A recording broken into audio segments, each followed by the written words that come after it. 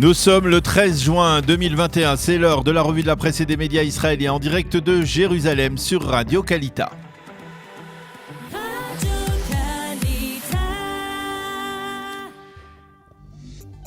Et ce matin, le terme d'historique n'est pas exagéré pour qualifier la journée que l'État d'Israël s'apprête à vivre aujourd'hui, dimanche 13 juin 2021. Une journée que Naftali Bennett débute comme le simple député et qu'il devrait terminer, sauf changement de dernière minute, en tant que 13e Premier ministre de l'État d'Israël.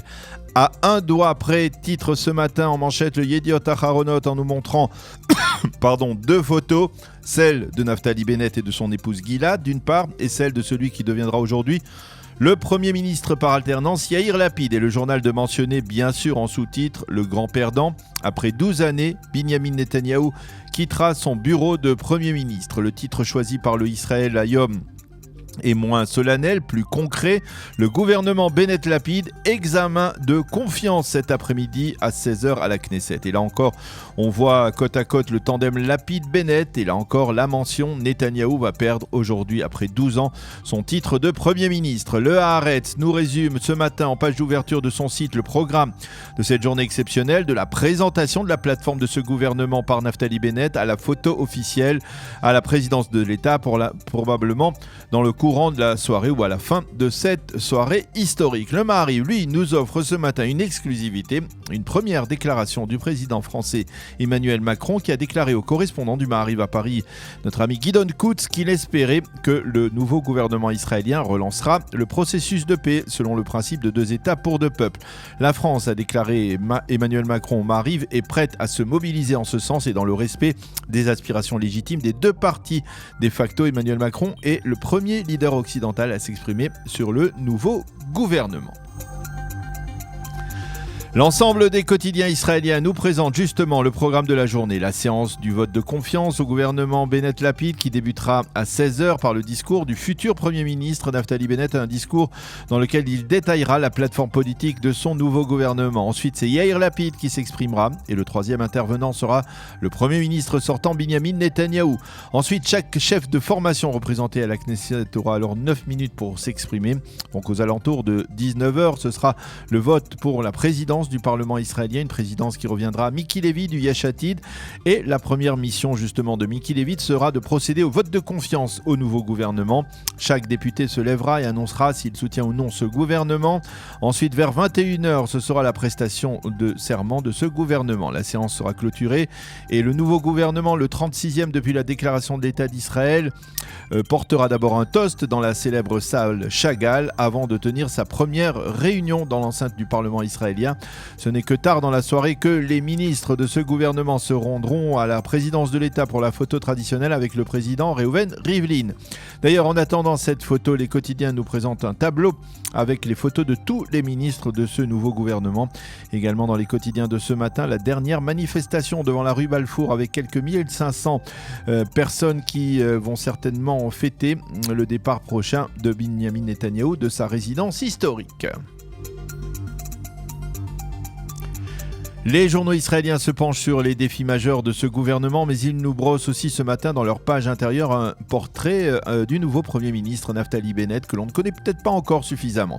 On y découvre par exemple que ses parents ont fait leur aliyah de San Francisco en 1967, un mois après la guerre de 6 jours, que le jeune Naftali Bennett s'est renforcé sur le plan religieux, qu'il était moniteur du Bnei Akiva à Haïfa, qu'il s'est ensuite enrôlé dans les commandos Matkal, l'unité d'élite de l'armée israélienne, où il a alors rencontré celui qui deviendra son ami, son compagnon d'armes, Emmanuel Moreno, Zichrono Livracha, qui est considéré, vous le savez, comme le plus glorieux soldat de Tsahal et qui a été pour Naftali Bennett un véritable modèle. Sur le plan religieux, Bennett a d'abord retiré sa kippa durant son service d'officier dans les commandos, mais il l'a remise peu après l'assassinat d'Yitzhak Rabin en 1995. Ses hésitations à propos de son identité religieuse se sont reflétées dans le choix de son épouse, qui se définit aussi aujourd'hui comme laïque.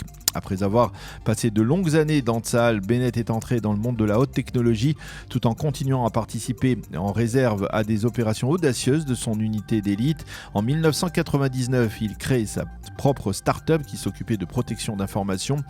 Pour la développer, il s'est installé pendant 4 années aux États-Unis. Finalement, il a revendu cette boîte pour la bagatelle de 145 millions de dollars, ce qui le met à l'abri sur le plan économique. Et c'est en 2005 que Bennett entre en politique comme chef de cabinet d'abord de Binyamin Netanyahou. Il sera ensuite directeur du Conseil des localités juives de Judée de Samarie.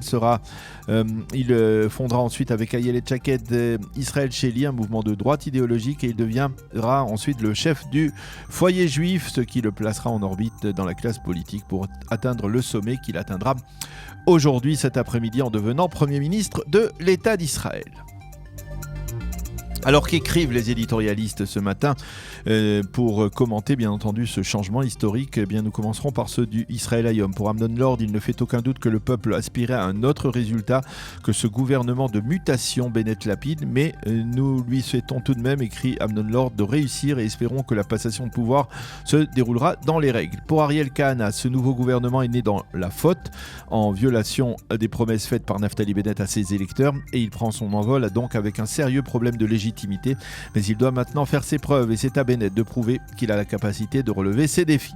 Yifat Erlich, elle, se penche sur la nouvelle opposition et elle constate que jamais une opposition n'aura été aussi forte et aussi solide en la personne bien entendu de Binyamin Netanyahou, et elle se dit certaine que dans des bancs de l'opposition, la droite aura la possibilité de promouvoir des projets de loi nationalistes qui risquent d'embarrasser le prochain gouvernement. Un autre Erlich, Ari Erlich, qui est le rédacteur en chef du journal orthodoxe Mishpacha, ne s'émeut pas de la formation de ce gouvernement. Ce sera, écrit-il dans le Yediot Acharonot de ce matin, le gouvernement de l'anathème et de la mise à l'écart. Comment peuvent-ils parler d'unité nationale après que près de 50% de la population ne soit pas représentée dans ce gouvernement? De facto, il s'agit d'une unité qui ne repose que sur la haine de Binyamin Netanyahou. Par contre, Chen Artzi Sror, elle, ne cache pas ses petits espoirs de voir ce gouvernement réussir. Après 12 années de règne de Netanyahou, elle espère que les vainqueurs sauront se montrer bienveillants et généreux envers les vaincus et que personne parmi les militants de la gauche ou du centre n'ira festoyer ce soir. Ce serait là la preuve que l'on peut tenter de nominer nos divisions et de tenter de s'unir pour un lendemain meilleur, écrit Chen Artzi Sror ce matin dans le Yediot Acharonot. C'est la fin de cette revue de la presse.